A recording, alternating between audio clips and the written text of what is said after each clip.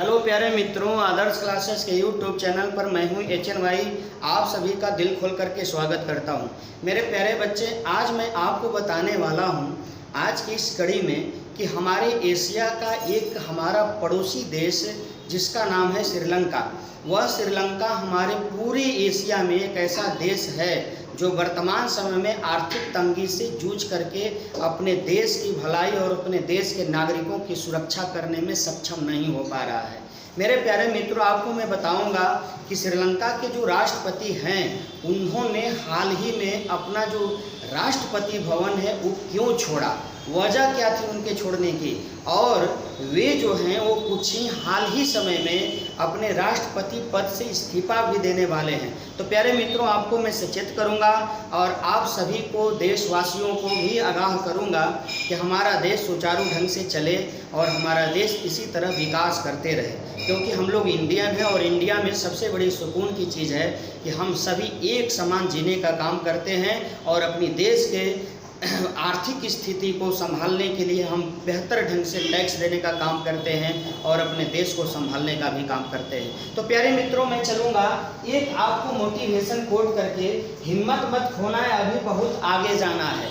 आप इंडिया से सीखो श्रीलंका, हिम्मत मत खोना, अभी आपको बहुत आगे जाना है। जिन्होंने कहा था तेरे बस का नहीं, उनको भी करके दिखाना है। ये इंडिया में दम है।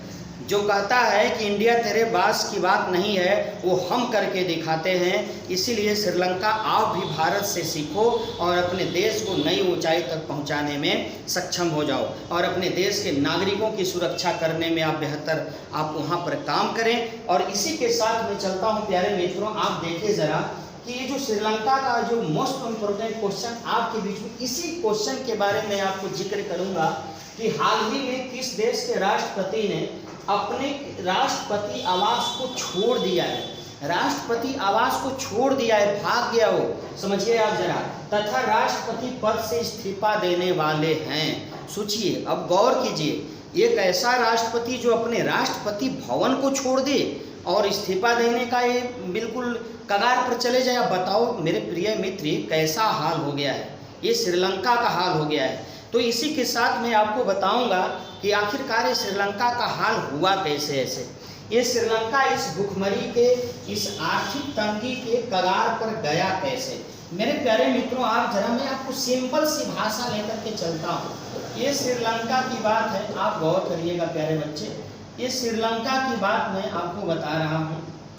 गौर कीजिएगा, जब किसी भी देश पर आर्थिक स्थिति का बोझ पड़ता है, जब किसी भी देश पर आर्थिक बोझ पड़ता है, क्या पड़ता है, आर्थिक जब बोझ पड़ता है, बोझ मतलब भार जब पड़ता है, तो वह जो देश होता है अपने बोझ को उतारने में, वह देश जो होता है अपने बोझ को उतारने के लिए, क्या करने के लिए प्यारे मित्रों, बोझ को उतारने के लिए, क्या करने के लिए, बोझ को उतारने के लिए वह देश क्या करता है, तो महंगाई बढ़ा देता है।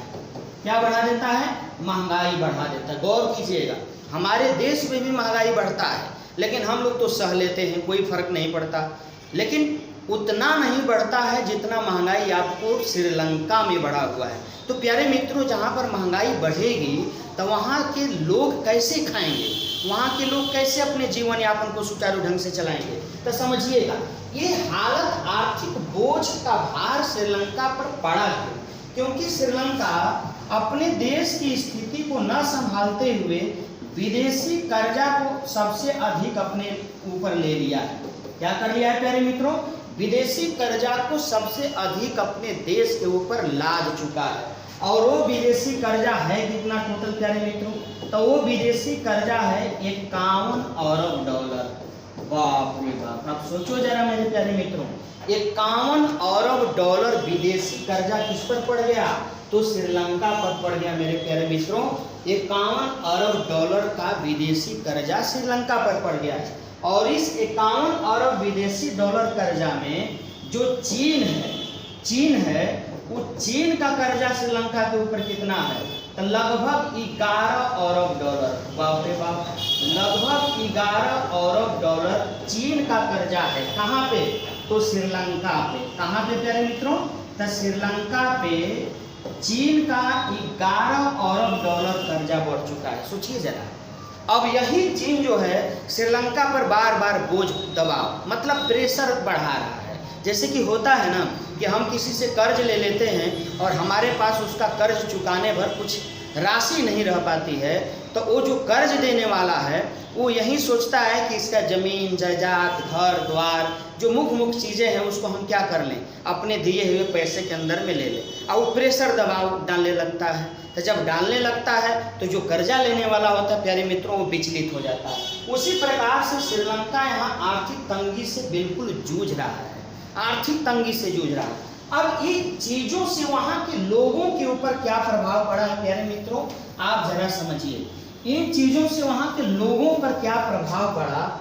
अब प्रभाव ये पड़ा कि वहाँ चावल जो है वो 500 रुपये केजी मिल रहा है।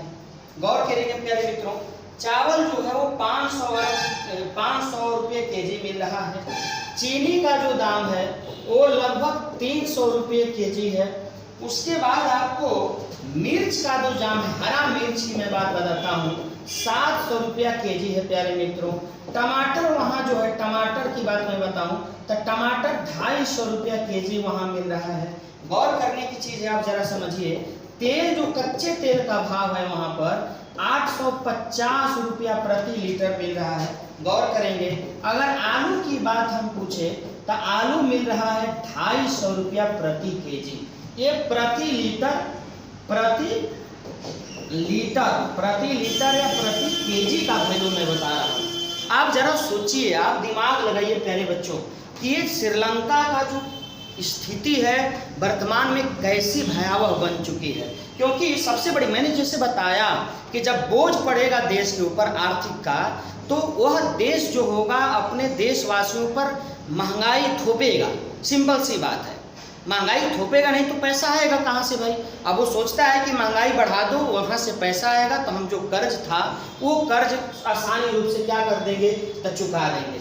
श्रीलंका का जो राष्ट्रपति है वो गोटबाया राजपक्षे यही है श्रीलंका के राष्ट्रपति, जो इस्तीफा देने वाले हैं और अपने आवास को छोड़ करके क्या कर चुके हैं, भाग चुके हैं। कारण क्या था भागने का, तो जरा समझिए। ये जो उनका आवास है मतलब राष्ट्रपति भवन है, गौर करिएगा, और राष्ट्रपति भवन के चारों तरफ वहाँ के जो नागरिक हैं प्यारे मित्रों, वहाँ के जो नागरिक हैं वो नागरिक परेशान हो चुके हैं। मतलब जो गोटबाया राजपक्षे हैं वहाँ का जो निवास है, आवास है राष्ट्रपति भवन, अब उस राष्ट्रपति भवन के चारों तरफ वहाँ का जो नागरिक है वो क्या कर लिया है, पूरे के पूरे रिकवर कर लिया। क्यों? क्योंकि महंगाई इतनी बढ़ गई है कि वहाँ लोग महंगाई से तंग आ चुके हैं।